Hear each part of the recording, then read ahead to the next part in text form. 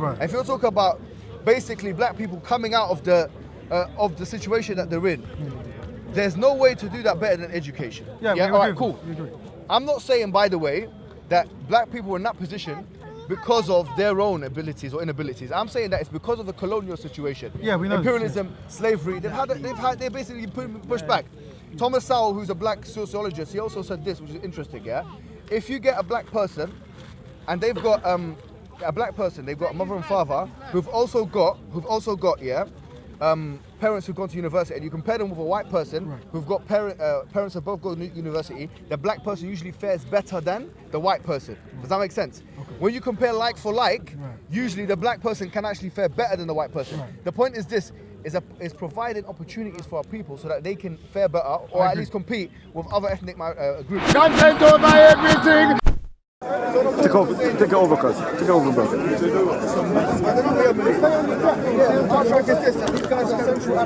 Man's in the M circle. Living in the Central African Republic.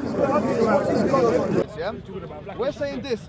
The blacks have been quiet about this, generally. The Muslims have been quiet about this, generally. And the Westerners have been quiet about this. Mohammed, therefore... Let me correct you on that solely, yeah? Because as black Muslims, yeah, and black Africans, we have actually spoken about the plight. It's just of the Central Africans? Yeah, I think we've known about this for years, but we haven't been given the platform. Right. Okay, now you have the chance. Yeah. Now we have the chance. Today we're talking we're talking about the persecution of black people. Yeah, and this is a joint venture. Why? Because to be honest with you here, the Central African Republic is as African as you can possibly get. We're not talking... It's as African as you can possibly get. It's not North Africa, and it's not South Africa. It's not a white man in the south, and it's not an Arab man in the north. Is there a question you're asking? It's not a question, but this is the point I wanted to make. So here I feel like all of us have to unite on this issue, on the issue of the plight of the Central Africans. Now another point is I want people to realize this. Yeah. The brother here was talking about. I know. I'm still saying this. Yeah. Now the question was asked: What are Muslims doing to work on the oppression of the darkest melanated Muslims? Now you're talking about black Africans eating black Africans, right? Yes. I don't know how that is connected to this gentleman's question, but you do. So I want to hear how that is connected, because that's an interesting thing. So that's the point. What I'm trying to say is that here, I made the initial point. I'm not sure if you guys were here, so let me just repeat it just for the sake of repeating it. I made the initial point that black people, unfortunately, because of their socio-economic placement, because of the capitalistic world that we live in, and because of the fact that they don't have as much money, in a word, as other people in the world, that they haven't had the platform or the ability to be able to put the case forward in a way that needs to be put forward. Whether they belong to the Muslim Ummah, or whether they want to make this case generally to the rest of the world, internationally. And today I want to focus on the Central African Republic. So I use that as a case study to show that these minorities of Muslims in the Central African Republic are being eaten alive physically, literally, by other people. You said that now like 17 times. Good. So I know that they've been eaten. We all know they eat each other, right? But I want to know how are we going to fix the plight, because we start with the dynamics that the gentleman said there. He said that basically the darker skinned Africans amongst the Muslim collective, you find that the more melanated ones are mistreated, right? And he's saying, what could we do to fix that? And you start talking about black people eating black people. Okay, good. Okay, let me tell you. There are two or three things. People need to appreciate the scholarship of the African tradition. From the Muslim world. For example, Mauritania, people don't realize this, it's an African country. There are people in Mauritania who are basically black and Arab. It's a bit of a mix, it's a cocktail from that perspective, And Mauritania historically has been probably the house of two great empires, the Ghanaian Empire and the other empire is the Mali Empire, And so Mauritania, people need to know that even now there's a rich tradition there of Islamic scholarship, of African Islamic scholarship. So I feel like from a Muslim perspective, if people were to direct their attention to places like that, and are actually able to see the maneuverings of these individuals living in that indigenous land, they will be able to have a better understanding of the contribution of Africans to the African tradition. Can I say something? So why is it? Like you said, there's the rich scholarship. You have the family Shanakata. The Shanakata. And you have other renowned scholars, from Ethiopia, from Mali, from Ghana, and whatever. why is it that these people are not as celebrated as people like, That's right. for example, Money. Ashokani from Yemen? Money. Yeah. But the reason why is money. Ashokani is like we're talking about 200-300 years ago. I want to keep it contemporary in it. Money. Here's where we can make a difference, because that's the question you put. How do we elevate the voices of those people, or amplify the voices of those people, who are not necessarily have their voice amplified? For example, in the Muslim world, you have a discussion when it comes to scholarship of Saudi scholars. Why? Because Saudi Arabia, of all the Muslim countries, has the most, you could say money, but also has a lot of scholars, So those two things go hand in hand. We need to, here in the West, also redirect our attention to other African countries, you know? I want to say one thing as well. I feel like, do you know, from a... Shut up, man. Respect. We have to have respect. One sec. Yeah, please, come in. Yeah. So I'm someone who's spent a lot of time researching about West Africa, and Can I put this on you, please? Yeah, from an Islamic perspective and a non-Islamic perspective. Right. Now, the question or the reason why we do not know about this is very simple. It has to do with imperialism. Yeah. Mali and West Africa are francophone countries, and the francophone countries are not internationally connected as English, Anglo-Saxon countries. Nigeria is more in the world than Mali because Nigeria is a direct descent of the British Empire. Right. Now, if you were in France, or if you were able to speak French, you will find a lot of classical works by French, Malian scholars. Right. The reason why we don't know them is because we don't speak French. Well, that's one of the reasons. Well, you say we as an English speak, but black. We don't speak French. The Arabic works. No? We don't speak French. We talking from a Western perspective, isn't it? We don't speak French, and French, the language, is not an international language the same way English is. Well, it kind of is, man. It's one not. of the dominant It's languages. not. There's many works from Malian scholars that are translated into French, but they're not translated to English. Okay. We have that a lot. So the blacks Mali speaking are benefiting from this. Another thing. Just one second though. Go ahead. I know 10 top scholars that have converted their French stuff into English. That's all I wanted to say. Okay, it doesn't. Good point. Okay, fair enough. What I'm trying to say is that Mali in particular was sieged in 2011. It was, by Al-Qaeda affiliated groups. And they tried to get rid of all these books. Mali has a tradition where the library is connected to families. Every single library is connected to families.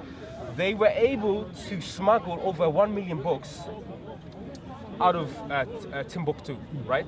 Now, the problem I have with a lot of people who don't know or don't research this stuff is that they portray as if no one cares about that stuff. If no one cared about that stuff, you know what would have happened? What happened in Iraq when the Mongolian came and got rid of all the books, and that the rivers of Basra were filled with ink from the books, right? That didn't happen in Mali. The people of Mali organized themselves. In fact, Christian organizations around the world came and started manuscripting these books. So there's interest in it, but because it's not, because there's not too much French soft power around the world, it seems as if no one cares about it and no one talks about it. Now the question you're saying is, why is it not in the Arabic world? Then yes, we have a case here. Why is it that Arabs are not focusing on that? Well, can I push time forward, right? So the original question that I was pushed forward was, why is it that in the Muslim collective, the dark sub-Saharan African, as you refer to them, are mostly treated, right? That was the question. Most treated where? Well, I would say literally all over, if I'm being honest. Anywhere where you find. Well, so if you have mixed Muslim communities, then the dynamics tends to be that the ones of African origin are closer to what? Unless you've seen something different. Can I, from an Arab perspective, bring this in a little bit? Yeah. Okay, just before you say that. Yeah, go on. I think another thing we need to understand, because there's a lot of misconceptions here. Right. In West Africa, there are about 100 million Muslims. Right. 100 million Muslims. Right. So I don't think that in West Africa you would have that problem. You still do. Like, for example, in Ghana, there was You're from Ghana? From Ghana. Okay. There's a big Lebanese community there. And they're Muslims.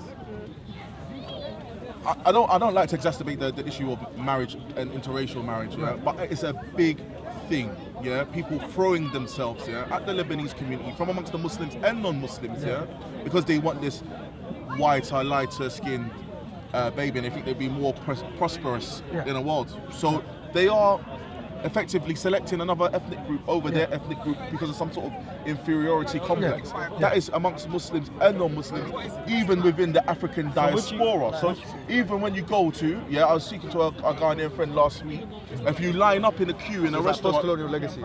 It is post-colonial, I agree with that.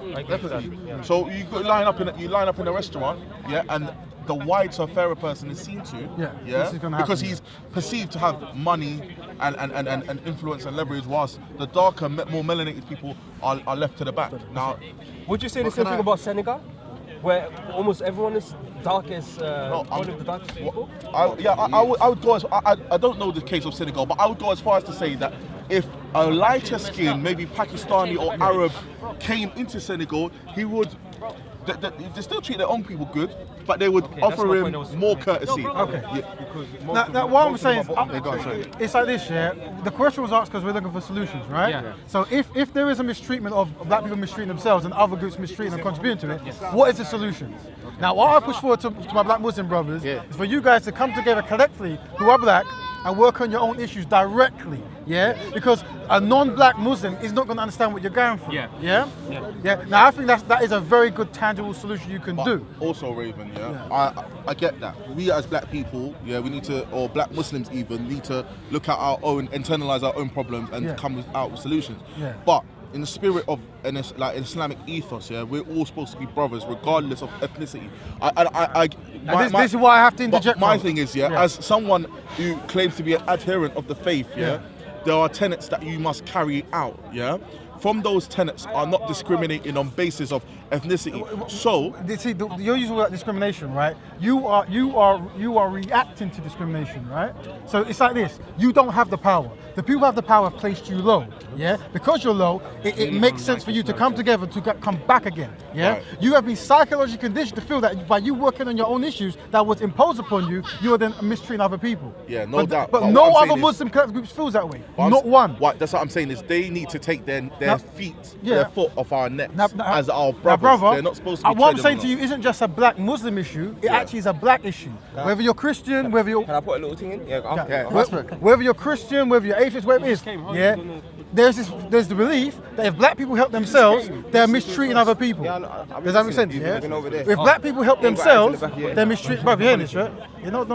So if black people help themselves, they're mistreating other people. That's not true. But you know what? Can I interject with one contribution? Go ahead. I feel like what's being said here, sometimes what you've got to remember is this, when you keep saying that, black people need to think of their own issues, that's fine. Right. They do, in a sense, just like anyone else needs to think about their own issues. It's not one dimension. But there's one thing I want to put forward is that we need to remember that actually Africa, and West Africa in particular, was responsible for its own empire. This is actually quite unique, in a sense, and I'll tell you what I mean by this, In the Muslim world, Let me ask you one question. Responsible in what way, though? I'll say it. Go on. So, in the Muslim world, you had successive empires, Abbasid Empire, Umayyad Empire, Ottoman Empire, whatever, The Africans in the West African region were never part of that. And I'll tell you what, that's a good and a bad thing. And the bad thing is that they couldn't share the economic wealth. The wealth didn't circulate in the same way. The good thing is that it allowed for independence. No, it didn't circulate in the same way because when you had the Abbasid Empire, all the taxes were being collected and obviously being. Do you know the trade? Do you know the trade on the River Niger? There's just trade. Yeah, so if you understand the trade going from the River Niger going up to Egypt, reason why Master Musa flooded Egypt with gold. They were connected. So there was trade. There was trade between them. Understanding the trade was still going through. That's good. So understanding they were a part of that trade. No, I don't think you understand. The point I'm making to you is as follows. The point I'm making to you is that the West African empires, which were by the way, they were independent. So there's two misconceptions that need to be immediately rectified. There's always this understanding that black people lived black Muslims lived in the context of Arab supremacy, which is something, unfortunately, in this part. No. I'm not saying you guys. No, in the Mali Empire, no. Yeah. No. Okay, they were Muslims and traditional African spirituality. They admired the Arab community of Good. But remember, the olden glory days you're talking about, today we're not there. So I'm saying... Yeah, I'm with that, but we have to look back. But then, then I could say then, do you know the war the war that happened in, like, even for instance in Nigeria, which there was a war between religion and tribe. Yeah. That was constantly in West Africa. But that was under the influence of Arabs. So understanding that. What I'm trying to say, there's two things I want to put forward. It might be a bit antagonizing, but whatever it is, That's fine, put it forward. Point one is that this misconception of, okay, you have a firm Arab post-colonial master or colonial master and an African subject, yeah, it's true that Arabs did trade African slaves. It's true. But did you also know that black Africans traded African slaves? Because the only reason why most of them traded is because they were under a supremacy that was forced. You have prime. Hold on. Let's keep on topic. Let's say one thing, yeah. Obviously, we know. Do you know that also black people slaved Arab? They had Arab slaves. Yes. You didn't mention that though. See, the fact of the matter is, the Portuguese was introduced to slavery by the Arabs, innit? You get me? Okay. So we know that those Arabs would have been Muslim, innit? You know what I'm saying? Same thing. Not necessarily. But Listen. Hold on. Let's get out of it. We have primary blame and secondary blame, right? I don't want to forget. Because we want to get off it, right? Primary blame, secondary blame, right? So the primary blame is the people who dominate most, right? In that particular context, in the Arab slave trade, it was the Arabs. Now the second would be the blacks. What are we talking about? Because, for example, if we talk about the triangular trade slave. No, what you just mentioned, you said the Arabs. Yeah. No, there's two things here. Now I'm saying generally in history is a big thing, innit? Yeah. So I'm saying generally, if we look at the triangular slave trade, the most responsible people for the slave trade were white people and black people. Nothing to do with Arabs. No one said it was. Okay, good. So here, you have to get away from the idea that there's some kind of tension between the two. We know there's tribalism in Africa. Like I'm with that. Prisoners of war. Yeah, they weren't prisoners of war. They were slaves. They were serfdom. That's almost slavery, anyways. In itself, but it's still serfdom. Because the reason why we don't, cause you see chattel slavery, it was something so completely different from when you use the same word, you deceive people into thinking it's the same. When we say that things are being human beings are being sold. The main thing I want to say, from before is, you see, if all white people love black people tomorrow, it does it solve our issues? No. Yeah? If all Arabs or Asians love black people tomorrow, does it solve our issues? No. But if all black people love each other tomorrow, does it solve our issues? Yes, because it demands respect from the outside and there's love on the inside. So when we come and talk about sorting out our own issues, for example, anyone non-black here that is making it their priority to stop the black youths from killing each other, raise your hand. Yes. Anyone non-black? Oh, sorry. Do you know what I'm saying? So we know there's we know that there's 13-year-olds, 17-year-olds stabbing each other up right now. Okay, good. And the only community that's going to take out their time to deal with it is black, and they're the only people that are meant to deal with it. For example, when they say Asians are racist because they don't employ black people, that's not true. When an Asian's got nephews, he's got sons, he's got nieces, so he's meant to deal with them first. You understand? And it's the same thing black people are meant to do. The only problem that we find is when black people start talking about doing that same thing, we get called racist. Rasmus, tell us how you're going to, because this is a good thing now. I want you to elaborate on that point. I'm going to give you the microphone as well. Yeah. This whole thing, because I think someone was telling me that you were saying before about the post-Cold Wars and war and fighting and stuff like that. Okay, this is an issue. This is a black issue. Now, contemporary, we're talking about historical now. We're moving into the contemporary 21st century Britain reality, yeah?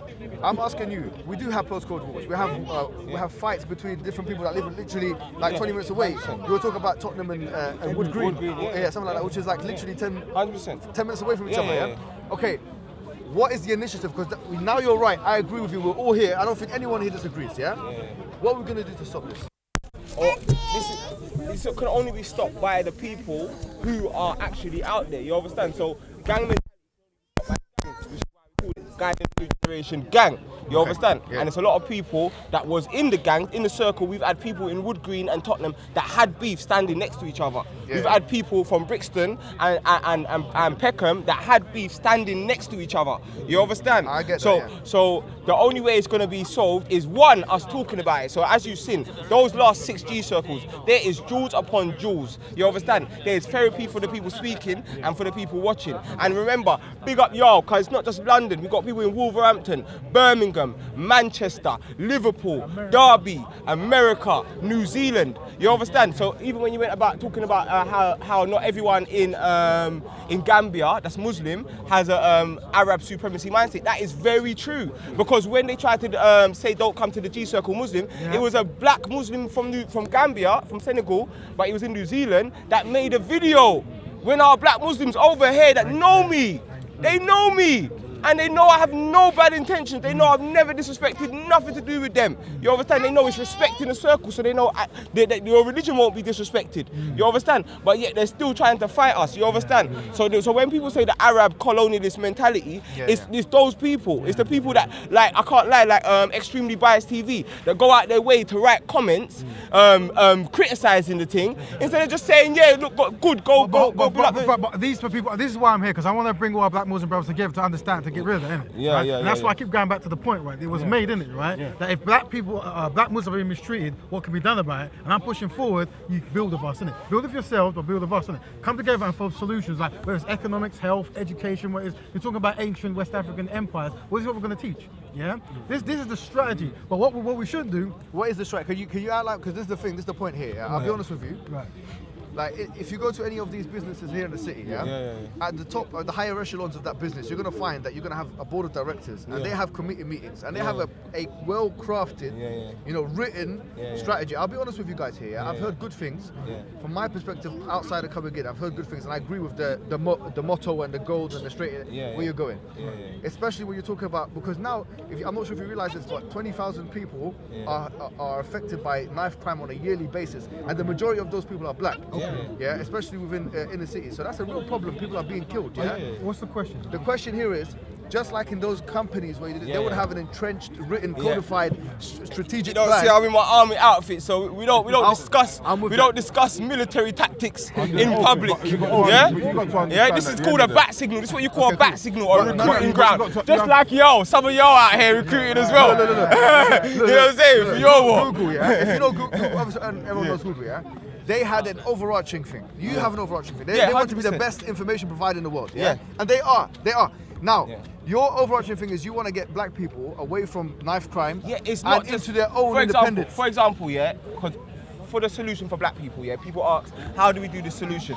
So Rat Raven will say group economics, and I'll say sorting out the thing with the gangs, Okay, cool. Now, what they'll want us to do is debate over it, because I'm meant to tell Rat Raven, no, you're wrong. We need to focus on the youth first, because our youth are dying, and that must be our priority. We can't be thinking about that is a big then he's gonna say to me, no, but how are you gonna employ those youth to get them off the streets? So we got. So for example, so what I'm saying is, but we're arguing over nothing. It's like most of the debates at this corner. Everyone's right, but we just don't want to see it from each other's perspective. Now, Rat Raven can go to these businesses, get them to sign up. He can go get a loan. Now I'm off the grid. So they ain't giving me no loan. You understand? When I need to get the community centre to get the youth, it's Rat Raven that's gonna have to shake hands with someone. You understand? Same way. Rat Raven will tell you the G Circle. He's met many businesses. Just from the G Circle, he's managed to boast. So what we have to do is Rat Raven is best at that. So from his life and his experiences, group economics is the solution, because he'll be the best to execute that solution. For me, I come from gangs. All of my brethren are in gangs. So for me, the best solution is dealing with it. Do you understand? So it's just a oneness. So that's basically. How are you gonna do? Let's start with your thing then. You're dealing with gangs. What are you gonna do? So basically, we've already been doing. I know you're doing things. Because we've been doing this for years. It's only now Speaker's Corner that people are seeing. But we've been linking up different people from different gangs. You understand, that had beef. We've been doing conflict resolution. We take youth that are sometimes being misguided and bring them around. You understand? Like, I'll get mums calling me saying my son's rare. You understand? So that's what. So that's basically what we've already been doing, linking up with OGs in the ends. You understand? There's certain artists right now, but we wanna. What this was just a bat signal. You understand? So or a black signal. You get me? So you know what I'm saying? Yeah. So people could see. Yeah. Oh, that's his So people could see and hear, you understand, what was being done, you understand? Yeah. But now we've come to a point where we've been able to mobilize, so we don't even need to be here, because we wasn't meant to do G-Circle every week. It was only every week because the haters were hating so hard and so many people was coming out, you understand? But it was meant to be once a month originally. We planned to do it once a month. Yeah. So we're going to go back to that once a month thing now, and we've got other things that we're doing outside of this. There's buildings and there's other things, so you're going to see it on content over everything. Yeah, but it's like this, you understand? I talk direct to black people, innit? So getting black people in the same space to talk about issues is my priority. That's why I try to network, innit? And that's why I'm talking to the black Muslim. I'm keeping it on that, innit? The black Muslim brothers, I'm here for you, innit? Right? If you're telling me that you're being mistreated by people who are non-black and they're not giving you solutions, yeah? Then that means let's come together and build those solutions, innit? Yeah? Doesn't matter what faith you are, if you're being mistreated for being black, maybe you're sacked or whatever it might be, and you didn't learn about your own history. Well, we got answers for that as well, isn't it? Yeah, we've got a full plan. It's not just economics, it's health, it's literature, right? Where it's black Batman building. Mindset. Yeah, there you go, right? So I'm saying, notice that no matter what happens, and no matter what comes back, I'm come back saying the same thing. Every week the same thing. Everyone's saying I'm saying this, I'm saying that, but I'm saying the same thing, yeah? And I would say it's like this, you're all welcome, yeah? And if you never want to build with non-black Muslims, just say you want to do that, right? I'm saying as black Muslims, come together and work on your own issues. Yeah, just go your issues. You have to clear your own home before you can clear another. So, you know what I mean, right? So, you know what I'm saying? Does that make sense? Yeah? Yeah? Does that make sense? That's it. I can't see anyone saying that doesn't make any sense. Yeah? Muslim black. Yeah? So what I want to be seeing from our Muslim brothers here is dedicate a certain amount of time to discuss black Muslim issues, innit? Right? Yeah? And Bill, because have you noticed, if you don't talk about it, no one will. No one will. Even know. Yeah? Exactly. Yeah? And everyone's going to try to get you to not do that because they already saw it and they don't know it. Psychologically, right? It's what's going on. They're doing their own thing because that's what they're programmed to do. It's only us as black people who've been programmed to do something that doesn't benefit us. But we're the kings of that, kings and queens of doing things that has no benefit for us, isn't it? So I'm saying try that. I'm more than happy to sit in and give you some tips, and when you guys are ready, if ever, you can join the other fold, and whether it's economics, health, or whatever it might be, but work on yourself, and if you need, man's here, innit? Yeah? Let me add one more thing. I think there's one more thing. Can I say something up for you? Pardon? Yeah, of course. I just want to add one more thing, and then I'll leave it to you guys, because I like what you just said there. One thing I want people to emphasize now, especially from your side, yeah, is education. Let me tell you why, yeah. To be honest with you, we have to face the realities. If you look at any sociological kind of demographical chart, you'll find that at the bottom of that, of the educational hierarchy, is basically black people in the Western world. That's how it is. That's not true. Well, hold on. Let me see what I mean by that. In terms of, let me finish my point. Hold on. If you look at, for example, in America, the amount of people go into university as a matter of proportionality, and the amount of people that go in and get the grades that they need to get, the number one group in terms of achievement is Indian people. Was it not Nigerian women? Was it Nigerian women? We can debate that all day. That's another subject. If you don't want to, half the problem is not knowing the problem. Yeah. Do you get me? Yeah. If you don't want to face the facts, then you know what? Let me jump in. Let me say the facts. Let me say the fact. Now look, I've done a research on this personally, on an academic level, honestly. If you don't want to believe that this is a fact, you don't have to believe it's a fact. I'm not saying that black people are less intelligent. No one is saying that. I'm saying that academically, in accordance with, if you look at the statistics in America, the amount of people that go into university and that complete degrees and that get the best grades in degrees, the highest achievers in terms of ethnic groups are Indian people. Indians and Asians of like Chinese heritage. Number two as the white people. And then after that, at the bottom you've got black people. Now the reason why that is the case. At the bottom, you've got black people. Now, no. Hold on. Let me explain. My side is you say that. Hold on. That's the problem. Now, hold on. This is the thing. Now, if you talk about economic rejuvenation, if you talk about basically black people coming out of the situation that they're in, there's no way to do that better than education. All right, cool. I'm not saying, by the way, that black people are in that position because of their own abilities or inabilities. I'm saying that it's because of the colonial situation. Yeah, we know. Imperialism, slavery, they've basically pushed back. Thomas Sowell, who's a black sociologist, he also said this, which is interesting, yeah? If you get a black person and they've got a black person, they've got a mother and father who've also got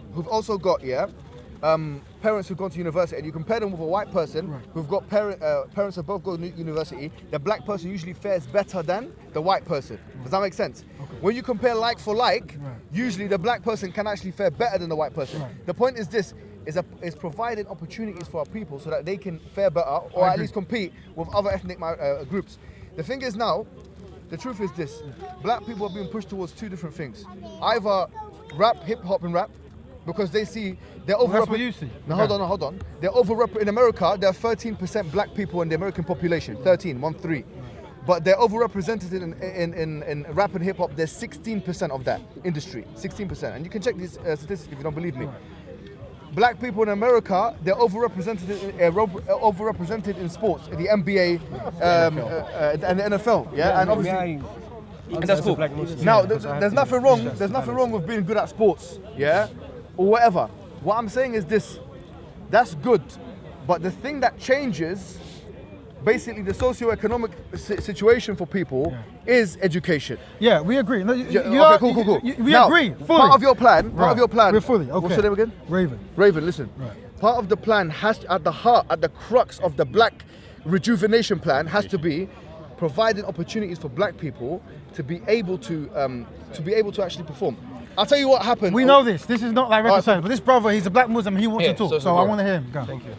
First of all, I think the statistics he brought up. Yeah. I think they're a bit incorrect and very outdated. They are incorrect, and I can show you how. For example, right? Yeah. Black people are a massive collective that come from many different places, right? So, for example, let's say America is black people, right? Let's say that there's a high percentage that's doing unwell. Now, if you get people from Nigeria who are going to America to study, they can be identified, let's say, as Nigerian Americans, and right? West Indies. Yeah, and West Indies, right? Really if you judge by that statistics, the Nigerians are doing exceptionally, even better than the Chinese, because there's a small. And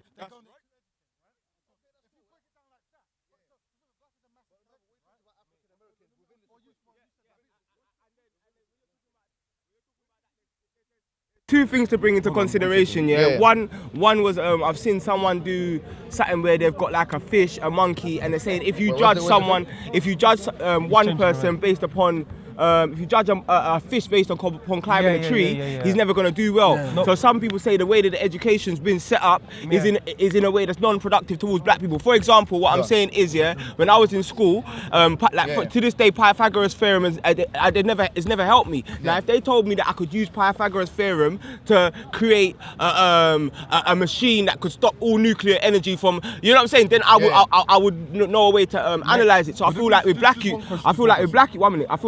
youth, if they really wanted to, I feel like a lot of us would more engage in school if we was able to really create, and you know what I'm saying. But I believe that the school system set up one way. Then with African Americans, you've got the. Well, I mean, yeah, that's what I'm saying. Then with African Americans, you got. Sorry, brothers, please just let me finish. I feel like man, them are just waiting for me to finish. You get me? Like no one's listening. You know what I'm saying? I'm saying something.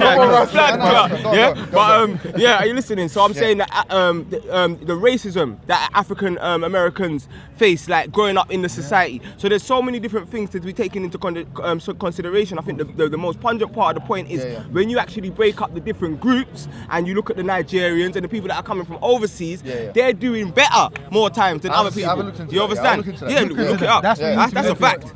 Like all I just wanted to ask you, where do you think the biggest hospital university is? What, in this country? No. Do you know where it is? In the world. In the world. I don't know where it is now. It's in Grenada. Okay. By a lot of professors and a lot of black people that are in there.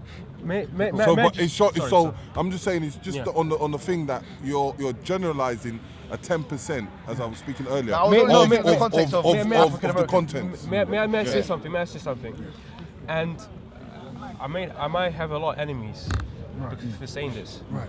But one thing people need to understand, okay, and this is religiously emphasized, that you must get away from negativity and also portray the world as gloom and doom.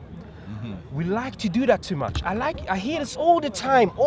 I hear, the black people are doing this. We African, we black Muslims are going to happen this. All this has to stop. because that's not reality. You know what reality is?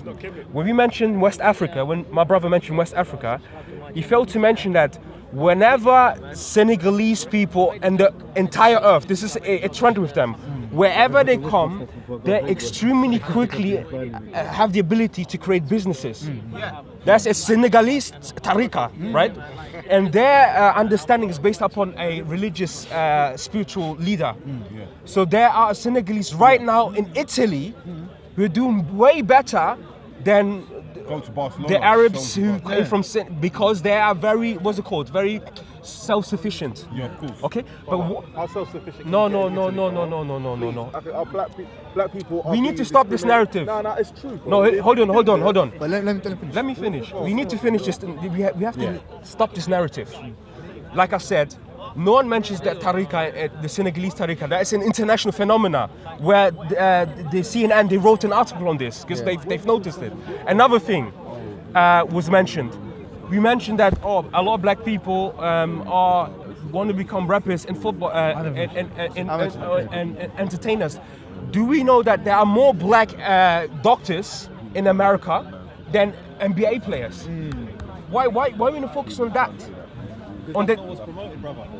It's not about promoting, it's about reality. It's about reality. Let him finish. It's about reality. You can promote what you want. But if in reality there are more doctors than rappers, then there is someone. And that's why black people have to control the narrative. And Thank you. This gentleman Thank is you. very cool. And but the thing is, he's not black, so he's looking from a different perspective, which makes sense, right? But you as a black person, you have an inherited interest, right? Yeah. So you can't show sympathy, you show empathy. Yes. And that's what I'm trying to get all our black Muslim brothers to understand that concept, isn't it? Yeah. Right? By the way, my skin color is not too far away from your skin color. Whatever, man. Just so you know, when we talk about black, we ain't actually talking about like. Yeah, I know. So, you know, Where are you from originally? Well, Dominican, Jamaica, that's my family. Sorry, Aki, you wanted to go. No problem now. It's just that I don't let the brother saying don't talk about the gloom and doom. Yeah. I'm on the other side where I don't romanticize things, and I say it how it is. Yeah. Places like Italy to boast about some achievement in Italy is crumbs of the master's table. Why is that? Because if black people, in Italy and in Europe, all over Europe, are treated like shit. Sorry for that language, But you have the coin, the token nigger, as you were, that is in places of position everywhere. Yeah. Bro, even listen. There's a story that I read about the apartheid, and the way the white man set it up was that, even though they were giving back supposedly giving back the land to the black people, that the black people would always have to depend on the white person. That's reality. It's not gloom and doom. Well, bro, now what I'm saying is, I'm come back. Come back. Sorry. Look, I'm not. Anything that I said was not romantic. No. Okay, there was nothing romantic about that. That's reality.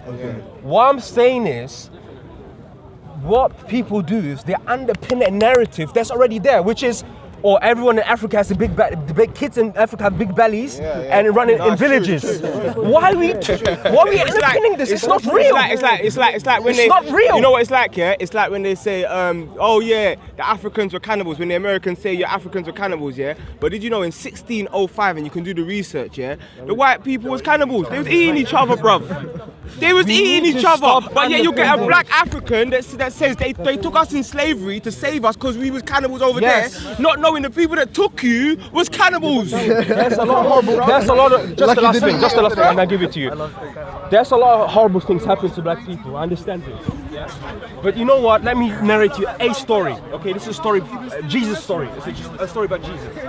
Jesus one day he was walking on the road and they saw a dead dog, and his companions were with him. The companions comment on the dog. One says, "Oh, this dog smells so bad." The other companion says, "Oh, I can see worms coming out of his mouth."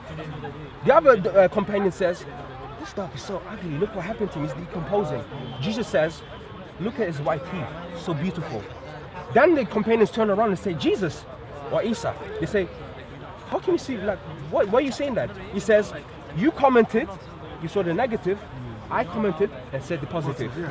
I'm saying is, optimism is part of our religion. Pessimism It's the opposite. It's not from the Sunnah. Well, with all due respect, the dog is dead. Can I say Though, something? Describing the balance. Yeah, he wants to say something. Sorry. Describing the balance. Yeah, do you know what? I'm not saying Somali. You're Somali, yeah? Okay. Let me introduce you to a topic. Let me introduce you to a topic. Yeah. But I wanted to say something. No, I want to. Yeah, then you can add to it. Okay, go on. Yeah. Hussein, go on. Yeah, of course. Then give it to this brother after. But do it quick, you know. You take it too long sometimes. That's honestly. He hasn't said anything. Alright, just go on. Just go on. We'll bring it to you. I want to introduce you to something. Think before you speak, it makes you look ignorant. Think before you speak, it makes you look ignorant. What's that? No, what? Stay on top. Think before you speak, it makes you look Now, ignorant. guys, we have to stay on code, right? I haven't spoken Let's yet, stay on so code, take right? it. Let's stay Anyway, on the code. point was, this is very short. I'm sure most of the people that are here know this. Look, this, like that Dawood was saying about negative, like me growing up. In this country, before I was Muslim and stuff, I didn't learn anything. My history was you were a slave, yeah. Put the mic on you. Sorry, you was a slave or whatever. Put it on him. It's gonna crunch it. So it's falling apart, bro. Yeah, okay, thanks. Get one of Yeah, these so mics. basically what I learned growing up in this country from my school education coming from a single parent family, I didn't know nothing about Africa and so forth. The only sincerely based upon growing up in this country, in a first world democratic country, first world education, everything, my outlook of Africa is this. You know, first I grew up in this country, I went to school. I taught my history was you was a slave and then Wilberforce or something freed you. Some white man freed you. That was it basically. That was the beginning and the apex of my of black civilization was freed and enslaved by a white person, not even black people. So the whole thing is obviously your self-esteem as a black person growing up in this country is gonna be rubbish. Yeah. You were an animal and then we freed you. I didn't grow up here. And obviously here, different. non-black people, when they watch us and they see the news and knife crime, the stabbing stuff, it's evil to see black people as animals, half human beings. Why are they just stabbing each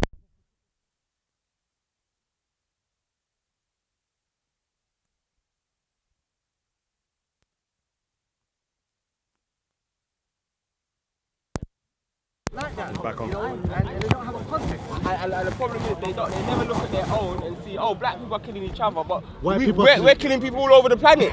We just drop bombs on Syria, on Palestine. You know what I'm saying? So even when they look at us as savages, we are literally killing. So don't ever feel like we're morally below because we're killing each other. Yeah, as youth, before they get the chance to wake up like Hussein did. You understand? Because Hussein could have killed himself before he got this chance to wake up. You understand? So when we're killing each other, don't ever, I don't want the people to listen and know that you can't judge them on the same level that you judge the politicians, bruv. That's true. And the man them that are sending drones to children, women and children. And it's so normal now that I've just said that bombs are being dropped on women and children and everyone listening is desensitized now.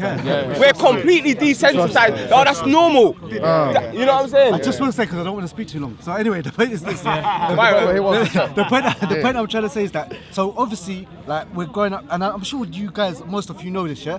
That we grew up as black single parents, no self-esteem. The only thing, sincerely, not being biased or anything, me, being black myself, growing up, the only thing I knew about Africa, is two things. One, there's babies, skinny babies with big bellies, and flies around them. And two, there's people with rags on their head on a Jeep, with a M16 or something, Wallahi, I'm not even being bad. Just as a normal kid growing up in this democracy, in this third world, I sincerely didn't ever want to go to Africa or go anywhere close to it. And I sincerely believe that, not about Africa, Irish people as well. I believe that Irish people, if you have a conversation with them and you get on their nerves a bit, they hit you on the nose, and they just want to fight everyone, when really they were living like second class immigrants. So the whole thing is that obviously now I know as a Muslim and reading and looking at different places, I know that some places in Africa are beautiful, more than beautiful here. They develop places, buildings, develop places. No, but what I'm trying to say is that until I went underground and started checking alternative movies, media, of course you're going to think that Africans are dumb. So the whole thing is, but you guys, some of you are from Africa and this, that and the other and so forth. So what you have to really do, especially for the youth and their self-esteem, as you lot know, the ones that are here regularly, they know this already. But a lot of black youth and stuff like this, like, if you don't know what you've had empires, like Black Wall Street. Do you guys know about Black Wall Street? A place after slavery. When they say pull yourself up by your bootstraps and do welfare, so Black Wall Street is a beautiful example. A place after slavery in America, a town where they got their trades together, got carpentry, plumbing, got tailors, everything was thriving, everything was good. They even had their own damn airport, bruv. Yeah? And what happened? The rednecks or whatever, the white people got angry and they burned it down, bruv. There is no Black Wall Street no more. The end, game over. Right? That can be again, right? No, it can be again. But what I'm trying to say is that, so this thing about people perception that black people are just evil and they're just a scum, they're violent, like, yeah, you're right. and they're sexual divas. Why can't they just keep their families together? Yeah, Black Wall Street shows you even when we did it and it was done properly. Yes, listen, it's a way. Look, we face big challenges, right? We like talking about the past, yeah? Look at this. This is one of our friends. So the point is, it's done before we can do it again. Just quickly, because it's gonna be gone. Look, Check because out Black Wall Street. we like talking about the past, isn't it? Okay, let me find something. Okay. Well, your best because this is a camera. They might a see boom it place on in camera, Africa. so- Okay. Mashallah. No, this is London. Okay. We like talking about the past. Let me get this up. Okay. This is a friend of mine called Brunel, right? Right. And what are you showing us, bro? You're showing us what's Okay, freaking out. I can't show you, but it was. Describe it with your mouth. Okay, he's a photographer. Okay, and he goes to our hoods, to our ends, and he takes pictures of it. And yesterday he put out a picture on Instagram. It was a young black man. Right. He had like his work clothes on, right, and he was working hard. Right. And I looked at that picture. I was like, bro, inspired. I see myself in him. Right.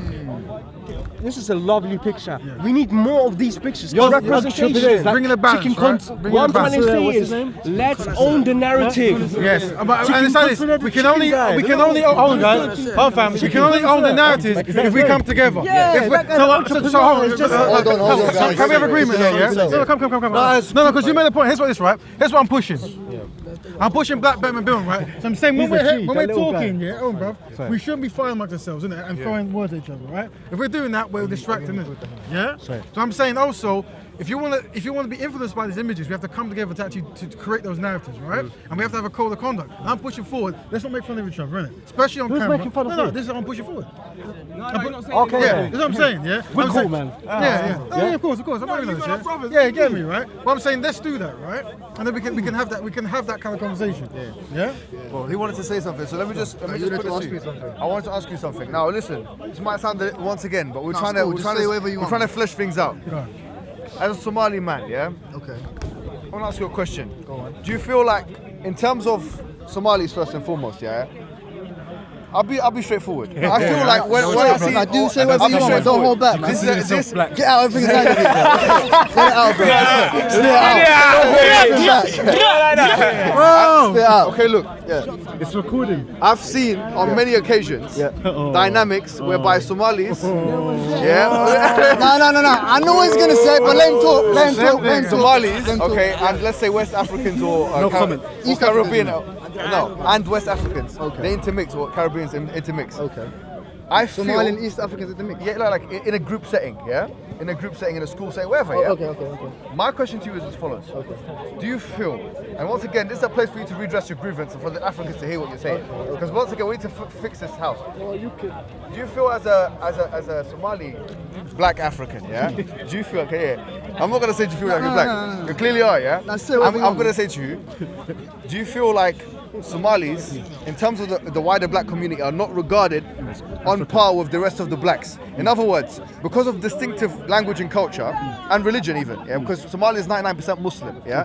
Which is... 1% atheist, Christian. Whatever it may be, but like... Somalia is seen as the Muslim problem, or the problem that maybe no one wants to talk about. It's not, when you talk about Black History Month, I've not really ever seen once in my life Black History Month, Mogadishu. I've not seen that. Hargeisa, I've not seen this stuff. Why? When we talk about Black History Month, we're talking about those empires that we talked about, West Africa and the Caribbean. No, but that's not true. That's not true. Anytime we talk about the Nagashi that saved Islam. No, not Somalia. No, you're listening. When we talk about the Nagashi that saved Islam, and we're talking about within that context, we're not talking about Ethiopia, Eritrea, and these places that Italy created. We're talking about one landmass. So that encompasses From the Somalians. Islamic perspective, I'm with you. No, I'm saying even Black history. Like, you get me? Like, Have you ever seen Somalia in Black History Month? 100%. No. I'll tell you why. No, I know what you're talking about. I know what you're talking about. I know what you're talking about. I know what I'm talking about. All right. Do you feel marginalized as a black Somali? I know. Let me explain what you're talking about. Basically, yeah, he's basically talking about, you know, the Black History Month that the Europeans put on in schools. Yes. Yeah. Remember? Are you listening? Yeah, in schools. That's not down. That's not down to us. Can I See, our enemy's greatest plan is divide and conquer. Wait, Rasta. I've got I hear you. Let us know, and then you can come back. Our enemy's greatest plan, is to divide and conquer. Yeah. So when you're talking about the division of Africa, you understand, and this system and their black.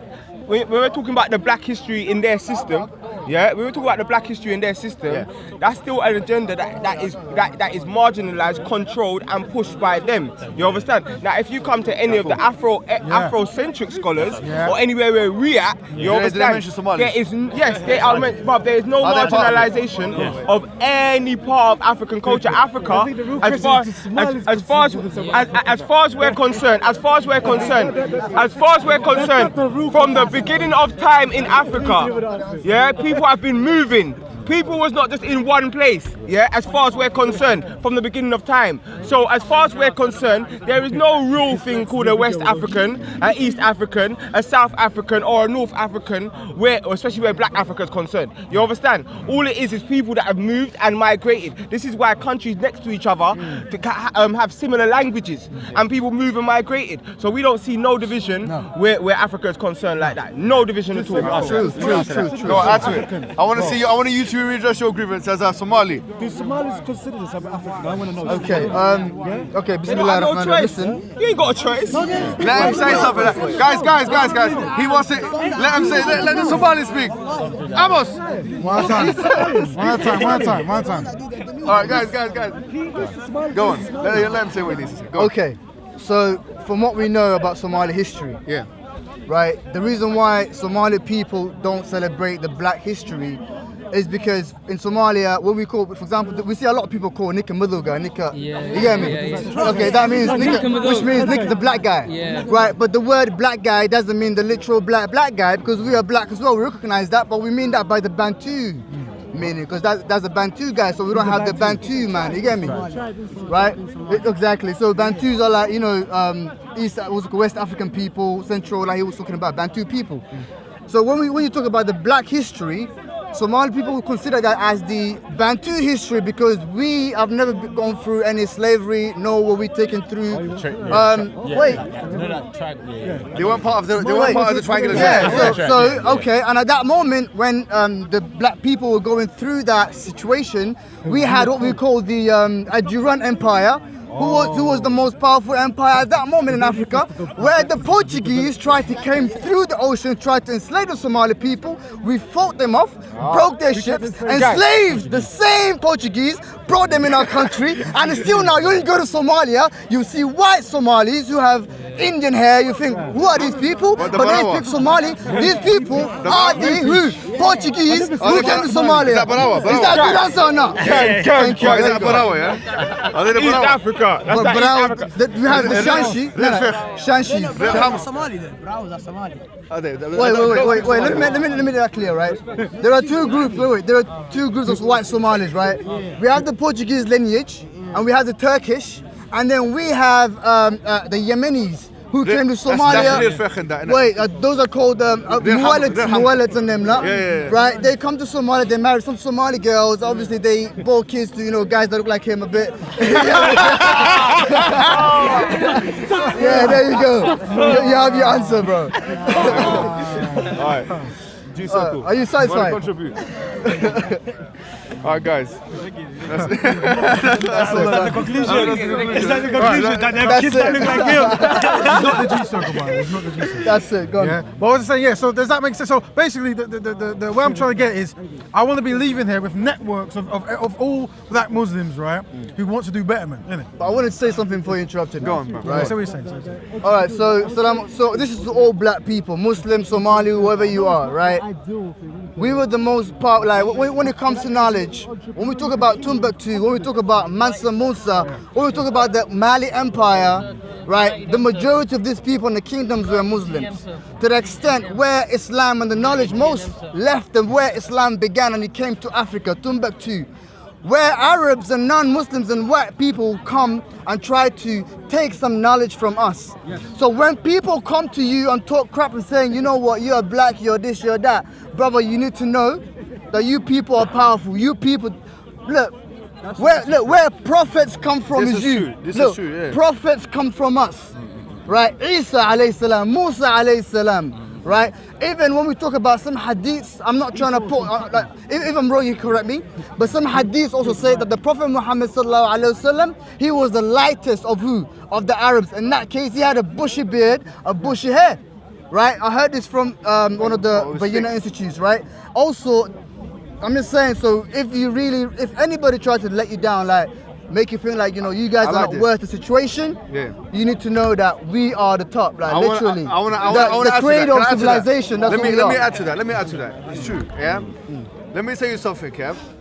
People don't realize that in the 30s and 40s in this country and other countries, yeah? There was something which is termed as racial slavery. Racial slavery, the Nazis were masters of this, obviously, because they wanted to promote the Aryan race, like the white skin color and all these kind of things. But it wasn't just the Nazis that did it. The British Empire and others, they also invested a lot of money in what you call racial science, yeah? Where they kind of link it to like eugenics and stuff like that, like the Aryan race and whatnot. The presumption of racial science is as follows: the blacker you are, the less intelligent you are. In fact, Charles Darwin said that himself in The Descent of Man. He said that the savages, he called black people savages, and he tried to insinuate that they were basically the least intelligent. Now, an easy way to dispel that misconception for black people is as follows, yeah? And by the way, what I was talking about before, about black people underperforming, as I said, that's a structural issue because black people were in slavery and they didn't have the same opportunities. I'm not saying that that's because of intelligence. Now, think of this. From the years 410 to 1485, yeah? In the Western world, or the Western Hemisphere, 410 when the Anglo-Saxons came in, and 1485 in the Renaissance period. That's a period of time. This is referred to also as the European Dark Ages. Okay, now look, if the situation was as follows, that white people, because this is something which is underlying, bro. A lot of people think that, okay, by virtue of my genetic reality, I can't actually do what anyone else needs to do. And look, people quote civilizational performance as an indicator of that. Simple thing is that the European Dark Ages, which existed in 410 to 1485, was the same time as where you had the boom when it came to black civilizations. It just so happened that there was a period of time in history which is called the Age of Discovery, where basically white people found land. They dispelled people from that land, and on that land was basically the Americas and South America, and North and South America, and then they inhabited those lands. And then another period came, which is like the Industrial Revolution, etc. That allowed the white man basically to use the black man, to develop and use the black man. That's how slavery kind of developed in that time period. That set the black man back, basically. Historically, that set the black man back. So a black man should never think to himself that the reason why I'm in this position is because of genetic reality, necessity and stuff. No. That stuff is actually a post-colonial undertone which is still existing to our very day. What they should remember is this. Is actually, given the same opportunities, we've always been able to at least perform on par or even more, than the white man. Now I say this, having said that, the point is this. The point is to allow yourself, as Raven was saying, now allow yourself the space to develop your own communal, and it starts from the West and it can go to the rest. We're here talking about our own interests in the contemporary period. Your own communal projects, whereby you're giving black people that are living in this country an added opportunity, because now they are set back. Not just in America, it's even it's exacerbated. It's set back by the system. So you have, as black people, it can't be just an investment in sports. Yeah, black people have an advantage in sports, like West Africans and Oh, stuff. let me jump in, because you're always going to mention sports and hip hop, right? But when black people come together, right, we're not. Yeah, we understand we have to own stuff. So obviously you have the basketball teams and the football teams, but they don't own the actual. So what I'm saying is, when you become part of a black betterment building, this is what you're going to be teach. But the majority of black people are not thinking that. But you do get a lot of black rappers or singers, what it might be, right? We have to control our own narrative. Yeah? And that's why, but if we're not together, we can't control that narrative, innit? That's why I'm trying to have a code of conduct of how we can be around each other so we don't end up disagreeing before we get to those meetings. Yeah? That's why I'm very strong on black people not fighting, innit? And also hearing your side of the story, innit? Yeah? That's very key. That's very key. Like you're saying, brother, anything we're going to do will not be about hip-hop, shaking your ass, or whatever people think about. That's not, we're on black betterment building, innit? Black people being dedicated to helping black people. Because if you're not dedicated, the system's going to take over. Another thing, a lot of people are mentioning non-black people, like say whites, Arabs, and a black bill, we don't talk about anyone but black people. That's the key. We don't need to look at other people unless you're talking about systems that enslave you, fair enough. But the focus is how can black people better themselves amongst black people. That's it. If you do that, you're going to lose. Can I add something to that though? To be fair, yeah? How can black people better themselves among black people has to include other races? No. Let me tell you what I mean by that. No. I'll tell you what I mean by that. The reason why the Western powers were able to get to the position that they're in is because they were able to use that which was remaining from other civilizations. It's civilizational ignorance to ignore your neighbor. What we're saying, no, I'll tell you what I mean by that. Here as human beings, two brains, we know, think better than one, yeah? To be isolationist has its advantages. Yes, it does, yeah? But I'm saying it also has its disadvantages. Right. The advantages is that you can develop economically as a unit. Right. The disadvantages is that you are actually stopping potential contributors to your cause from being able to contribute. Define the contribution. Okay, contribution here. What I'm talking about, cultural, scientific, technological contribution. Okay. So here's what it is, right? As black people, we come together. Me and these brothers say we make a factory, right? We built the factory, we trade. You might be an Egyptian trader, we'll trade with you. There you go. That's cooperation, right? We're working together, right? Yeah, so that's what it is. You might have a school, maybe one of them goes and learns from it. Well, it's nothing. But what I'm saying is having that core collective belief, that core collective, that we come together for this betterment, innit? And we're going to be dedicated because every other identifiable people group does it very well. Yeah, look at Edgeville Road, just down the road. And it's only when black people come together where the people go, you know what, maybe we should be a teamwork, tag team, and I'll be there. You know what I mean? Yeah. This is part of the strategy. This is either happening on the subconscious or conscious level, right? I'm saying we need to stay on code and be dedicated to helping black people. That's it. Yeah, because we are the most mistreated, right? So if we're the most mistreated, why do we need to care about anyone else who historically might have actually contributed to the mistreatment? And by them telling us not to help each other, it's continuing that mistreatment. To be fair, Raven, though, saying that you're the most mistreated is, I would say, a sweeping generalization. Let me clarify that, right? There's so many ways to identify peoples, right? So let's use the metaphorical color concept, right? You have black, you have yellow, you have white. I know it's wrong, let's use it. Out of the metaphorical color group, there's no one historically more mistreated than the black. There's none. If you can demonstrate that, high five. Okay. So you're saying historically, yeah? Yeah. So you're making this a historical case. Well, I'm talking about today. Yeah. Okay. Black people. Well, in the Western. I'm talking about today. In the world's context. Yeah. In the world's context, everywhere you find black people today, they're at the low end of the social economic ladder, right? Yeah, the dark skinned people. Not only that, we're the only people group who haven't received reparations for the mistreatment of our people, right? Yeah. Japanese got it. Irish got it. You name it, they got it, right? Jews got it. I would correct you here. Please correct me. I'm waiting to give you that high five. I want to give you that high five.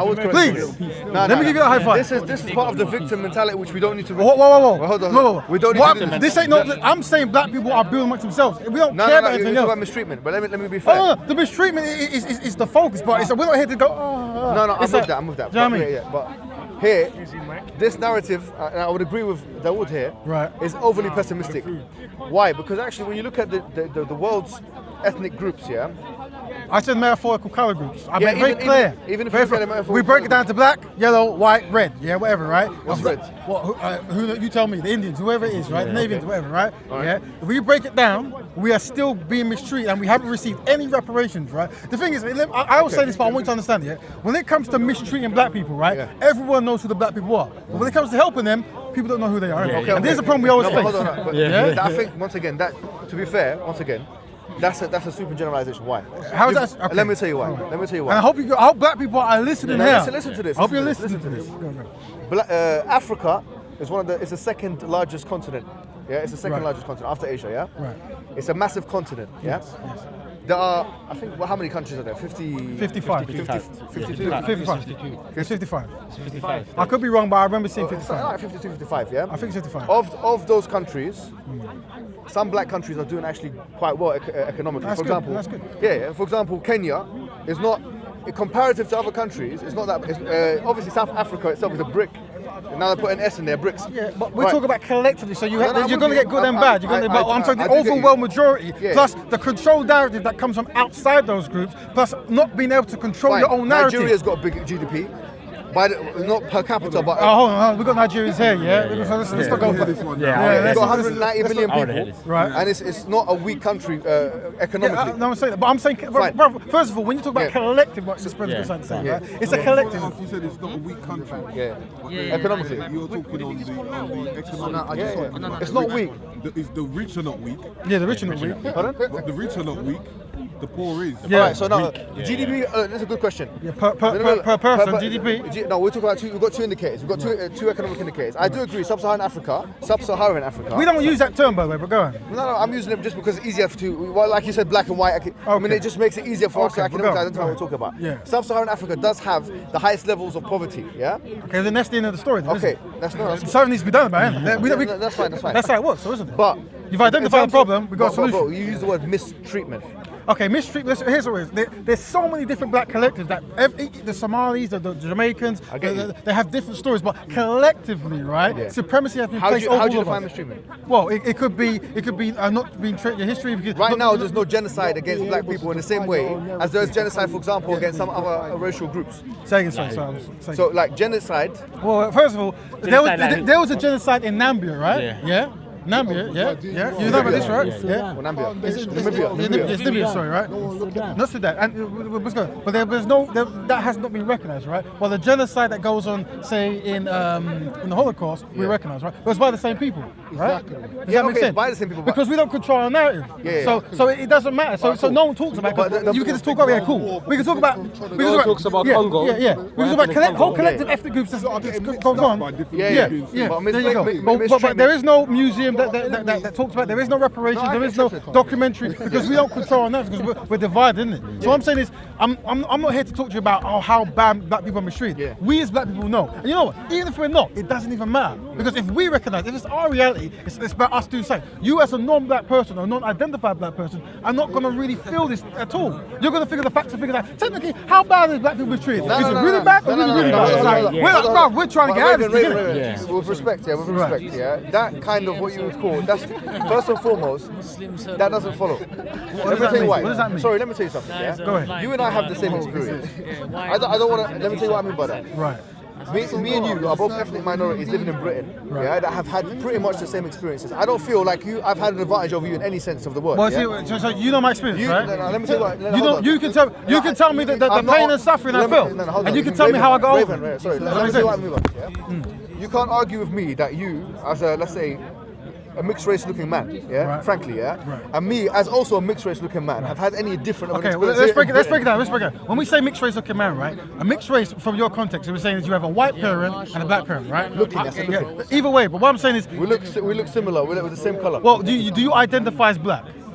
I don't identify as Arab. Okay, so then we don't say that. This is the trickery, isn't it? What I'm saying, here's the trickery, right? I'm talking to black people for the black experience, right? Okay, that's fine. So what I'm saying, you've identified and demonstrated that Raven, you do not relate to this. And you said we have the same experience, but you cannot define the black experience to me. But you can define the Arab experience. But let me tell you why not the black experience. Let me tell you why it's a bit of a. To be fair, here, and this is why. You're not from Kenya? No, he's from Egypt. I'm from Egypt, man. That's another story. Kenyan, though, isn't it? But go on. You got Kenyan though, innit? No, I got Kenyan family members, but not me. So why are you Arab then? No, I'm Arab Egyptian. I'm Egyptian. Dad and mama are Egyptian. Innit? Right. Yeah, well, I'm Afro-Caribbean. That's cool. Yeah, different reality. But what I'm saying is, hold on. In the context of Britain, I don't know of one sociological study you can put forward to me to tell me that Arabs are being treated higher than basically. Here's what it is, right? Here's what it is. I'm a black man. Listen, I'm a black man from the road, right? Yeah. So it's like this. I see what's going on, right? Okay. That's why when we talk to black people from the street, like boom, boom, boom, right? Yeah. So it's like this. But is don't talk about the African guy in Africa. It's not relevant to this. Listen, I'm talking about sorting yourselves out locally, then globally. So when you talk about systematic white supremacy, it affects black people on a similar level, regardless of whether we're here or there, right? There's a historical context of why the mistreatment was there. The mistreatment, the legacy of the mistreatment still goes on today. Self-hatred and not knowing about yourself is part of that mistreatment, right? And that's why we come together to fix that. So what you're saying is you're saying we're the same. I'm saying we're not the same. Well, I'm not saying we're the same. I'm saying that I've had no additional advantageous experience here as Egyptian British than you guys had. Listen, there you go. You just said it, an Egyptian British. Yeah, there you go. And he's saying he's a Caribbean. When they see the two, you're two different. If anything, to be fair, I think, hold on. Let me say something, yeah? I feel, in some instances, I will agree with you that black people can be treated, like for example, stop and search. There's statistics to show that black people are stopped and searched more than any other ethnic group. But when we talk about torture for terrorism and stuff like that, that actually links more to a Muslim experience. I'm glad. Hold on. Do you get me? Wait. So when you I'm going to answer your question, right? About mistreatment, it's an overarching term. This brother here, hold on, this brother here are black Muslims. So the torture for Muslims can happen to him and you. So I'm talking about black as a collective. So that's something that affects black people as well as Muslims. But are you with me though? Do you understand this point? Say your point. So you don't have the equivalent. Yeah, you don't have the equivalent of a black Guantanamo Bay for black people. Do you have that in America? Yeah, the prison. You mean the prison system? The prison system where we're enslaved in America. 16% of people arrested in England are black. You're burying yourself. I want the black Muslim brother to talk. The Price person talks about the price. It's not like that. Okay. Yeah, so basically... Can we make some space? Because it's true. That's what we both feel. So basically, being as a black Muslim, I've got like two kind of things, yeah? Like, I've got being a black person. So, you know, if I go to lift and there's a white woman, even if I'm wearing a suit or however dressed, she grabs her purse because she thinks, this guy's going to rob me. Then I go to the tube, there's a white woman with her kids. Yeah, and then she like whispers to them, and they walk down down to the next carriage because they think I'm gonna blow it up. So I've got the criminal and the thingy, so it's like you get it all the time. Yeah, does that make sense? And also, he'll be the lowest of the low. But what I'm saying is, no, I'm gonna agree. I am. I've got tough skin. I can take it. Yeah. So what happens is that you got the criminal and the terrorist, so it's like tough.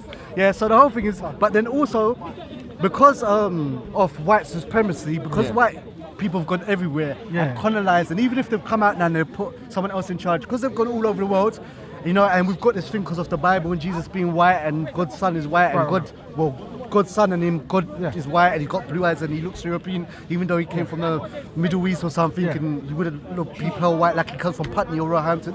The whole point is that it's spread everywhere. So even now what you'll find is, my cousin, so the whole thing is now is that even when black Muslims go to like Muslim countries, whether it's Saudi Arabia or Egypt or so forth, or this place or that place, I don't believe you're racist. But what it is that you'll find people that was like yeah, it's true, they're racist. Well, racist to Muslims because they're black. Because that white superior, for example, my uncle, my cousin,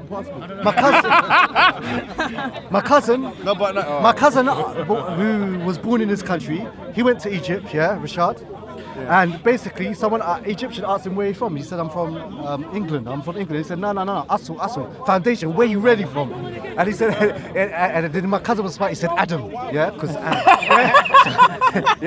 Adam, so basically we all come from one man anyway, so if you think you're better than me, and so forth. But the point is that now wherever a black person goes in the world, whether it's a Muslim country or any other country, we know Islam is not racist, what the Prophet said and so forth, but the Muslims generally and stuff, they've got this white colonialism. Even if they don't be colonized, they've got it for TV and programs and stuff like this and so forth.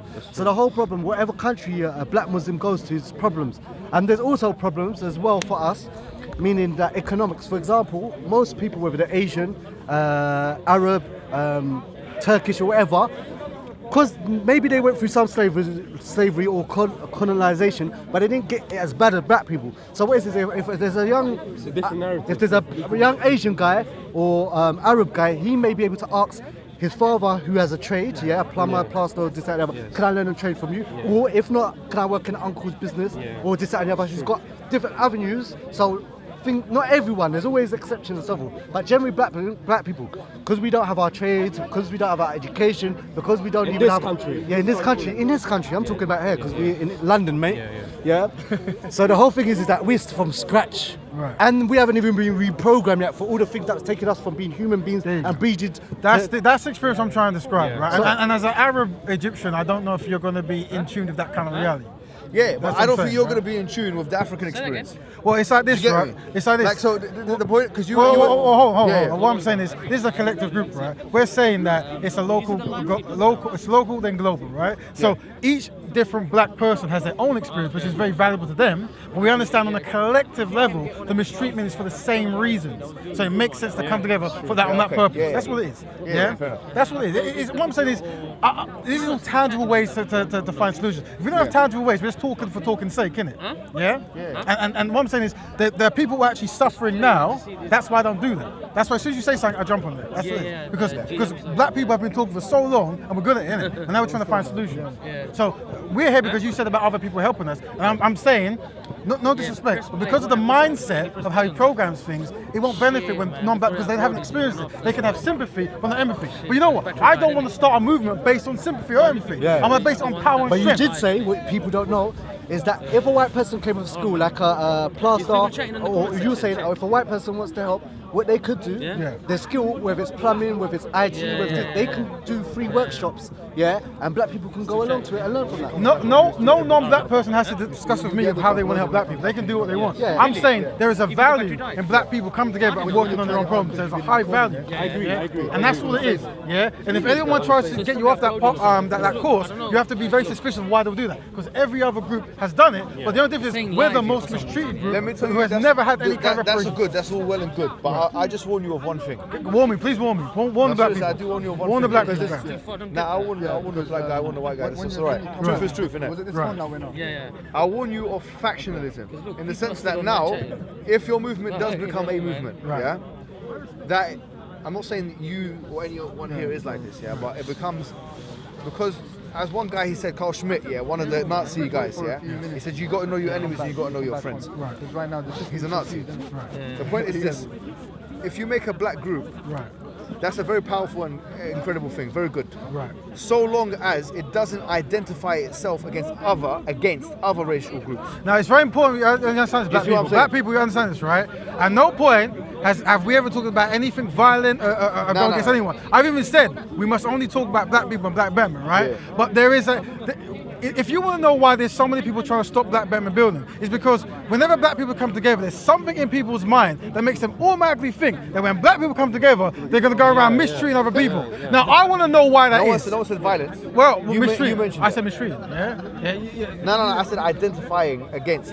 That's what against. The words I use. Well, against in a good way?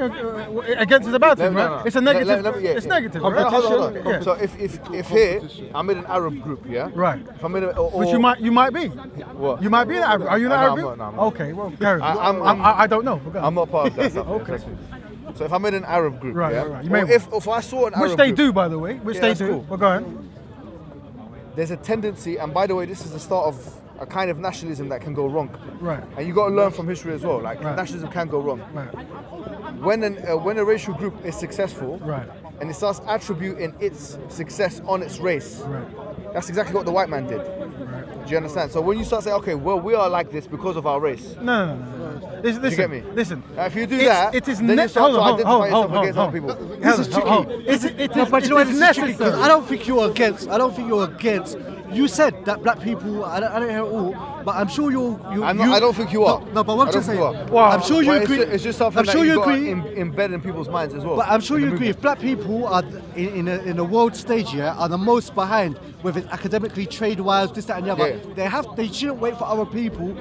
They should do something to better their situation. I'm sure you agree with that. So the whole thing, you have to be tricky, because the whole thing is so black people should come together and get re-educated, whether it's trades, whether it's academia, and they should sort themselves out so they can be on a level playing A field. dedication You to agree black with that, don't building. you? Yeah. Well, it doesn't even matter if you agree with it. No, But I as a know. black man, it doesn't matter what you do. I understand that. What I'm trying to say to No, you but is to that be honest, I don't think that's a healthy attitude, bro. It's a very healthy attitude. Black Why? people, it's a very healthy attitude, Why is that right? healthy? So when you've identified Go on. that you're being mistreated and you've gone through worlds of pain and you're disorganized, to be able to actually come together and not care about what of others course. think about it. That's very healthy. I don't think they. That's I don't- very I healthy. don't mean that. What did you mean? I think- Hold on, friend. One at a Sorry. time. Yeah. What did you mean? So what I meant by what you said, I think they agree don't with care disagree, what but- X person thinks. Yeah. If black people, I say, if black people Yeah. are recognise Yeah, they're in a yeah. bad position Yeah. and they need to come together, Yeah. it makes sense to not Yeah. care what others think about that concept. Okay, but hold on. But you're assuming that everyone. I don't shoot anything. No, I don't shoot anything. Sorry, I'm answering Mike. your question, Yeah. aren't I? I'm answering your question. But you're assuming that we're against the cause. No one's accusing anything. good. We're not I'm saying against that. the I'm saying that your brothers. Let's come together and do our thing. He doesn't go. What about that guy? Don't bad about him. Okay. Because if he was doing so, he would have done 7 weeks ago. well, Do you know why? Well, I want to say Do you know why as something. Mohammed Yeah. as well? They're a bit skeptical as well. Yeah. Yeah. I hope your mic's picking up. Is because there's been situations like the Black Panthers, yeah, and I know there's a lot of hype around it, yeah, but they weren't even. They called themselves the Panthers, not even Black Panthers, yeah, who have been infiltrated, yeah, and white people like the CIA and so forth, when they've tried to build things up, give out meals to the homeless, educate people, make sure kids have schooling to learn and this, that, and the other, people like the CIA, white people, so forth, or send people in that are white to basically. But let me throw a spanner in the woodworks. Let me throw. As you've been doing. No, cool. Because the Go thing ahead. is, you agree. You're not racist. You're not like those clowns that came, Kemet clowns that came before. Don't use that term. Don't use that term. Don't use that term. You're not. You don't. Because then I know that. not every one of them. They don't represent. It's like me saying Muslim clowns, isn't it? What you Yeah. said is very offensive. No, those. I'm not talking about the Kemets. And not everyone- I'm talking about everyone who believes in that. But I'm saying those particular ones who. Used Yeah, to come but out. if I would say Muslim clowns, it wouldn't be a nice yeah, thing. fair enough. Of No, course. but you understand? There was a I'm situation. I'm trying Let's to teach not- my yeah. brothers have discipline. I think you should learn discipline. I'm saying fair it's enough, be beneficial. Okay, well, Because there may be kind of that. those guys that we don't agree with. Yeah. Well, you don't agree. Yeah. Okay. Do you agree with Well, them? you have to tell me what they do. 'Cause Okay, I so- don't know these people, so you Those tell me. individuals, they basically believe the blacker you are, the better you are. I don't know what that means. Define that. What does Right, that mean? so they believe, like, for example, Gary Google, I had a discussion with him. He actually believes. Well, he's just call him Gary. When he's talking to me, he's a black man. Call him Gary. He calls himself Gary Google. Well, that's out of Just call him respect. Gary to get to the point. That's Yeah, Gary. so- Gary, so we know what we're talking about. I Couple don't know his surname, right? Yeah. We call him Gary. Let's call him Google. Gary. Gary, you know him, yeah? Well, what I'm saying is The one that comes to Gary, the one that comes to I'm with the trying. thing. I'm trying to train black people not to insult ourselves, right? So it makes it. If I'm talking to you, a non-black who's insulting black people, then I'm kind of not really. Gary uphold that comes with the pad. Say that again. I'm trying to train black people not to insult ourselves, right? Yeah, all right. So if I'm talking to you and you're insulting black people, it's like I'm not upholding that concept. I don't think we should insult in anyone. All right, I don't Gary think with the Google pads. is a- I don't think Okay. Google Gary is with a the pads. principle. Okay, let's call Gary just for now. All right, I'll call him Gary. Yeah. Gary, his argument with me ended in the following. He believes the more melanin you have, Right. the more superior you are. Okay, define. First of all, this has nothing to do with black women building, but I'll entertain it. How are you defining superiority? Just so we can break that down. Well, he defines superiority as human superiority.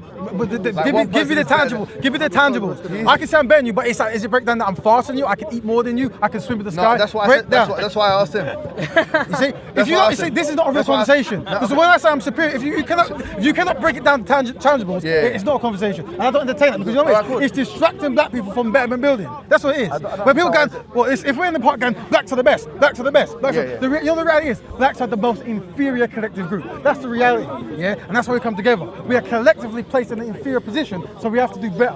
Yeah. So if anyone says there is black supremacy, no. they are lying to your face. No, I'm not Because where is it? Let me go see it. Let me see that black supremacy so I can join.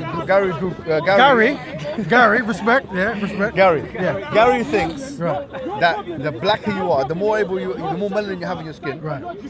the more you are a superior being.